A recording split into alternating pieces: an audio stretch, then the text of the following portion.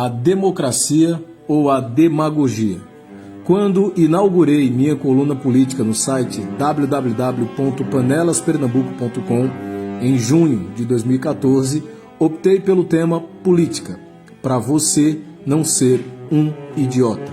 Além de fazer uma síntese do livro dos escritores Janine Ribeiro, ex-ministro da Educação e professor da USP, e do Sérgio Cortella, professor de filosofia da PUC São Paulo, cujo título era praticamente o mesmo do meu texto, o objetivo era alertar o cidadão panelense para a necessária participação nos debates e, consequentemente, o envolvimento da população nos temas que dialogassem direta ou indiretamente com a administração pública municipal. Na oportunidade, salientei o conceito para o termo idiota, que, do grego idiotes, seria algo como aquele que só vive a vida privada, já que, para os gregos, participar da vida pública e das decisões do coletivo era obrigação das pessoas que viviam inseridos naquela sociedade. Curioso como saímos de um pensamento tão evoluído e coerente, já que somos todos sócios, daí o termo sociedade, oriundo do latim societas, que significa associação amistosa com outros, para nos depararmos com o ar de superioridade com que muitos bravejam seu desinteresse ou sua completa falta de comprometimento com o bem comum. E pior, não percebem que o não envolvimento no debate os torna automaticamente comprometidos com a omissão. Em outras palavras, estando à revelia do debate, o associado ausente concordou com tudo. Superados esses pontos, como seria conceituada a participação na política pelos motivos errados? Ora, se ser um idiota é preocupar-se apenas com a vida privada, o que seria participar das atividades públicas ou políticas não em busca do bem comum, mas de vantagens pessoais ou privilégios que a vida pública possivelmente poderia trazer? É o mesmo que dizer que alguém concorda com o político fulano, não porque ele tem bons argumentos e está fazendo algum sentido, mas porque o seu contrato temporário depende dessa concordância.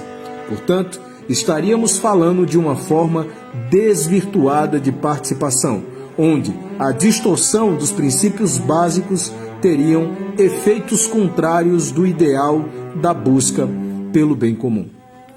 Aristóteles classificou 3 formas puras de governo: a monarquia, onde apenas um indivíduo governa sobre os demais; a aristocracia, que seria o governo de alguns, os melhores e mais preparados, sobre os demais; e o governo constitucional, onde a maioria governa a cidade para o bem de todos. Alguns autores chamam de democracia ou politeia. As formas impuras são justamente as 3 anteriores desvirtuadas. A monarquia desvirtuada seria tirania, onde a vontade de um prevaleceria contra a ordem jurídica, governaria para si próprio. A aristocracia desvirtuada seria oligarquia, onde os possuidores de riquezas, grupos ou famílias governariam para si. E, por fim, a demagogia, que seria a degeneração da democracia, que seria um sistema onde se busca ou se mantém o poder através da manipulação das massas, utilizando-se de argumentos falaciosos, promessas, fazendo uso de paixões políticas e sentimentos do eleitorado.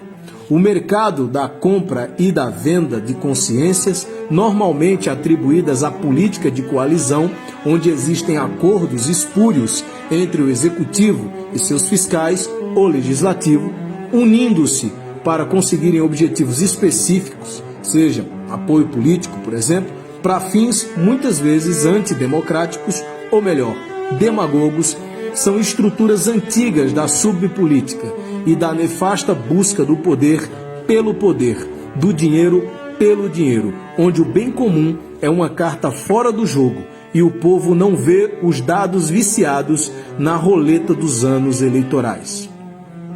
O propósito da subpolítica, o subsolo da política, é justamente a perpetuação do poder por critérios inválidos para preceitos democráticos. A dominação exercida através da necessidade, da miséria ou a falta de instrução é uma das formas mais covardes de se governar ou participar da vida pública.